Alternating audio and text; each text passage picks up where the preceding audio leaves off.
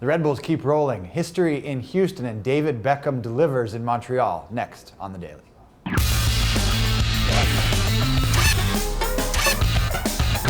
Hey everybody, happy Monday and welcome to another edition of The Daily here with Greg Lawless. I'm Nick Fershaw, looking back at the best from Week 10 in MLS, and start with a good one on Sunday in the I-95 rivalry between the Philadelphia Union and the New York Red Bulls. Greg, this one had everything out at PPL Park. A late goal, a controversial red card, and the Red Bulls stay hot. Yeah, they do, with a 3-2 victory coming from behind to get this one. It's Kenny Cooper with the late winner in this, and the Red Bulls really gelling.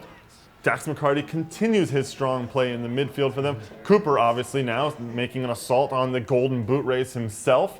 And Rafa Marquez back in the midfield. Looked pretty good in there. You know, not really quite gelling with everybody, but fourth win in a row. So, and then remember, they're doing this without Thierry Henry still. Yes, they've looked very good even without Thierry Henry up top. On the flip side of the coin, the Philadelphia Union, another loss for them. And the controversial moment in this, they lose Freddy Adu to a second yellow, but you think it's the first one that really doomed his day. Yeah, it's very early in the game when he goes into a tackle from behind and picks up that first yellow card. The second one, he was trying to make something happen. Okay, dives happen. I respect the referee for saying, I don't care that it's his second yellow. I don't care if this is going to, quote, change the game. That's the right call. Freddy Adu dove. He gets the yellow card for this one. The first yellow card was so early in the game, there's no reason for Freddie to go in on that one.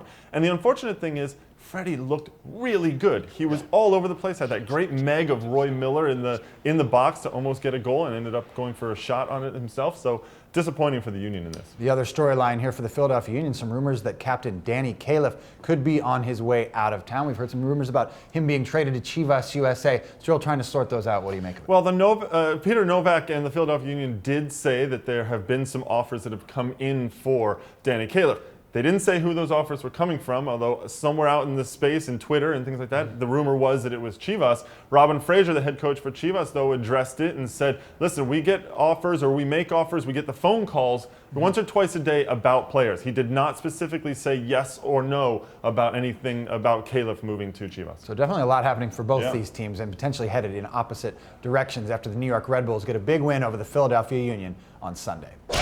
Another great game out west, this one between the San Jose Earthquakes and Chivas USA. San Jose, one of the best teams in the West, but Chivas USA up to the task in this one. A 1-1 draw. Alan Gordon gets the late goal for San Jose after the debut of Jose Eric Correa. A good one for Chivas USA. Yeah, and Correa getting on the scoreboard very early. A ball in from Riley. It's a cool little goal, actually. I don't know if he means to do this, but it gets this weird little spin on the ball that puts it in the lower corner. But I think that both teams here actually played very well. The ball was moving quickly. People were running off the ball in this one. And San Jose, they were struggling to get through that Chivas backline. They didn't create too many good chances. A couple of decent shots. I thought that Wondolowski had a couple of good shots. Dan Kennedy, of course, standing tall. In the end, though, Alan Gordon beats Kennedy to a cross and gets his head on it and puts it away. So San Jose ends up getting that draw at home.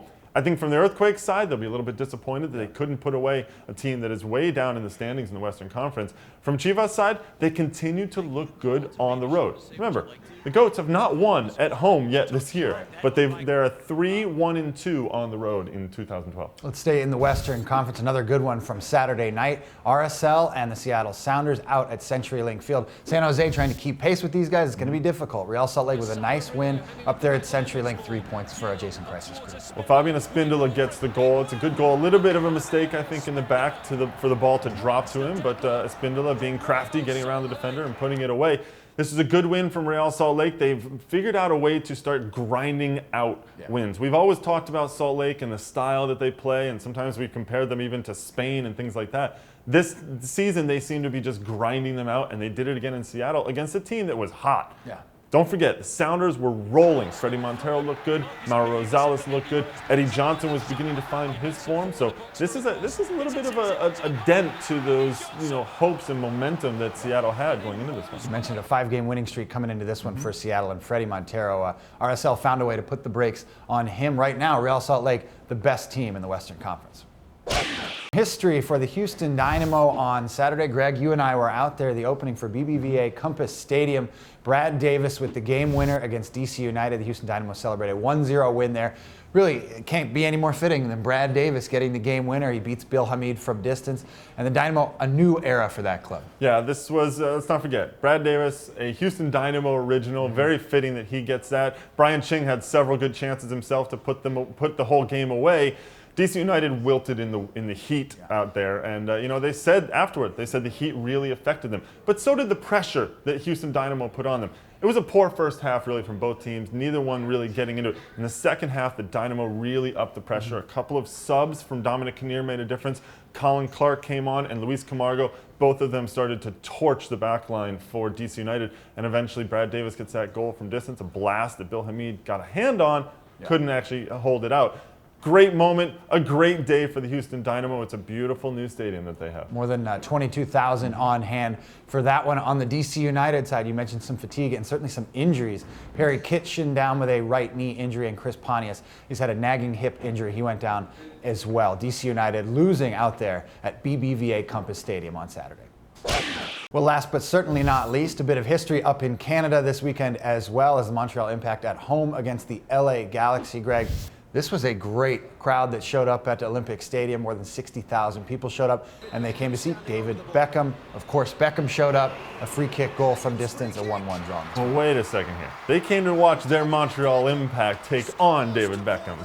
And the Impact actually did okay. Davy Arnaud gets a goal in this one, and it looked like for a while there, the Impact were going to win this until Beckham showed up and was David Beckham. Did exactly what he's expected to do. An incredible free kick from distance at no angle. Ends up beating Donovan Ricketts at the near post, and a beautiful goal from Beckham. Ends up 1-1. Well, a crowd of 60,860 up there at Olympic Stadium, the new record for an MLS game in Canada. Congrats to all the fans that showed up and made some history in Montreal. Speaking of fans, it's Supporters Week on MLSsoccer.com. Kicking off Monday, we're going to have a lot of content. We did this last year. It was a lot of fun. Yeah, this week, this week, really, the content is going to be all about articles and videos and surveys on Facebook and photo galleries and all kinds of things about the supporters and the passion that they bring to the games at MLS, and including, I think, a really cool series where MLS players name their favorite all-time MLS players. On Friday, actually, we had a little preview, and Kyle Beckerman named his best 11. He couldn't actually come up with one favorite player. A couple other things you'll find on the site on Monday. The MLS AT&T Goal of the Week. A lot of worthy candidates this week. And Extra Time Radio, the latest edition of the podcast, going to come out on Monday. We're back from Houston. We had a great time down there. Back in New York, you can find that on iTunes and Buzzsprout. And for all the highlights and the news from Week 10 in MLS action, log on to MLSsoccer.com.